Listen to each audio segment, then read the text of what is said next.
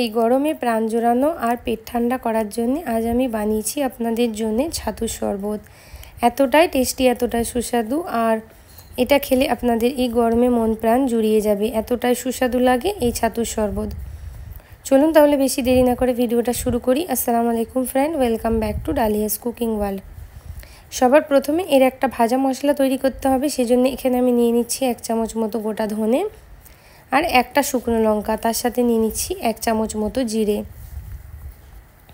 এগুলোকে শুকনো খোলায় খুব ভালোভাবে রোস্ট করে নিতে হবে, দিয়ে একটা ভাজা মশলা তৈরি করে ফেলতে হবে। খুবই হালকাতে, এটাকে খুব বেশি মশলাগুলোকে পোড়ালে হবে না, হালকা হালকা এগুলোকে রোস্ট করতে হবে। যখন দেখবেন এরকম ধোয়া ধোয়া হয়ে এসেছে তখন ভাববেন এগুলো রোস্ট হয়ে গেছে। এই পর্যায়ে গ্যাসটাকে অফ করে নিয়ে এটাকে আমি শিল বাটায় পিষে নিচ্ছি। আপনারা চাইলে এটাকে মিক্সিতেও পিষে নিতে পারেন। এটা হচ্ছে টোটালি অপশনাল, আপনাদের যেটা পছন্দ আপনারা সেটা করতে পারেন। শিলে পিষলে কি হয় যে সব মশলার টেস্টটা একটু দ্বিগুণ হয়ে যায়। তো বন্ধুরা, ভিডিওটায় যদি আজ আপনারা নতুন এসে থাকেন তাহলে প্লিজ চ্যানেলটাকে সাবস্ক্রাইব করে নেবেন, তার সাথে একটা লাইক অবশ্যই করে দেবেন। তো এখানে দেখতে পাচ্ছেন এবার আমাদের এই ভাজা মশলাটাকে আমি পিষে নিয়েছি, পিষে এখানে তৈরি হয়ে গেছে। এটা একটা আলাদা বাটির মধ্যে আমি ট্রান্সফার করে নিচ্ছি। চলে যাচ্ছি নেক্সট প্রসেসে।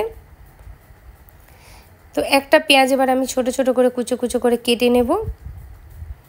তো পেঁয়াজগুলোকে কিন্তু খুব ফাইনলি চপ করতে হবে, একদমই ছোট ছোট, তাহলে কিন্তু ছাতু খাওয়ার সময় খুবই সুন্দর লাগবে।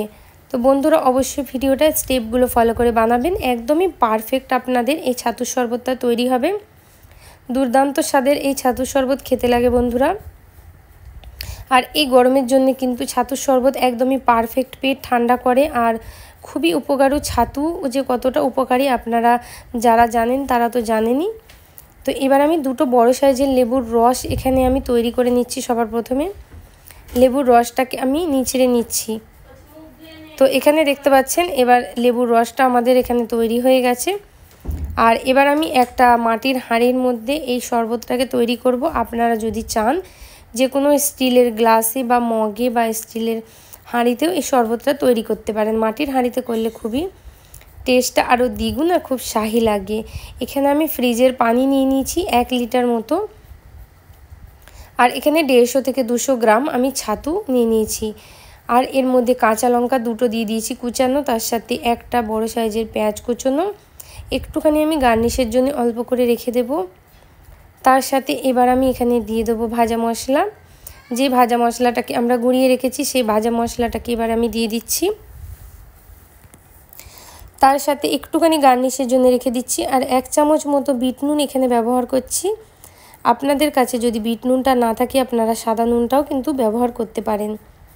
এগুলোকে দিয়ে খুব ভালোভাবে এবার আমাদেরকে হ্যান্ড হুইস্কের সাহায্যে মিশিয়ে ফেলতে হবে, যাতে ছাতুতে কোনো গুটলি না থাকে।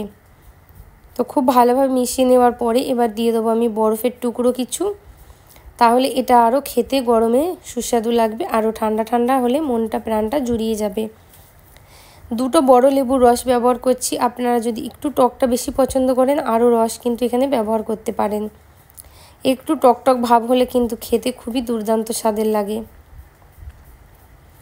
খুব ভালোভাবে মিশিয়ে নিচ্ছি। এই পর্যায়ে কিন্তু আপনারা নুনটা চেক করে ফেলবেন, যদি নুনটা কম লাগে তো আপনারা একটু দিয়ে দেবেন। আরও 1 ট্রে মতো বরফ আমি এখানে দিয়ে এবার আমি এটাকে ঠান্ডা ঠান্ডা সার্ভ করে নিচ্ছি। বন্ধুরা, ভিডিওটা কেমন লাগলো অবশ্যই কমেন্টে জানাবেন।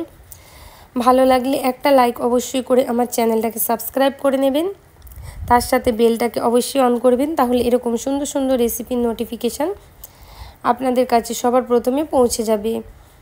এটা আমি কাচের গ্লাসে সার্ভ করছি। এর মধ্যে কাঁচা লঙ্কা কুচি আর দুটো পেঁয়াজ কুচি দিয়ে দিচ্ছি। ওপর থেকে একটুখানি ভাজা মশলার গুঁড়ো দিয়ে দেবো। এই শরবতটা আমাদের একদম রেডি হয়ে গেছে। এই গরমে আপনারা বানিয়ে বাড়িতে খান খুবই সহজে, আর নিজেদের ফ্যামিলি মেম্বার্সকেও কিন্তু খাওয়ান, এতটাই সুস্বাদু লাগে। একবার খেলে তারা রোজ বাড়িতে বানিয়ে খেতে চাইবে আর বাইরে থেকে কেনার কোনো ঝামেলা করবে না। দেখা হবে এরকম সুন্দর সুন্দর রেসিপির সাথে। আল্লাহ হাফিজ।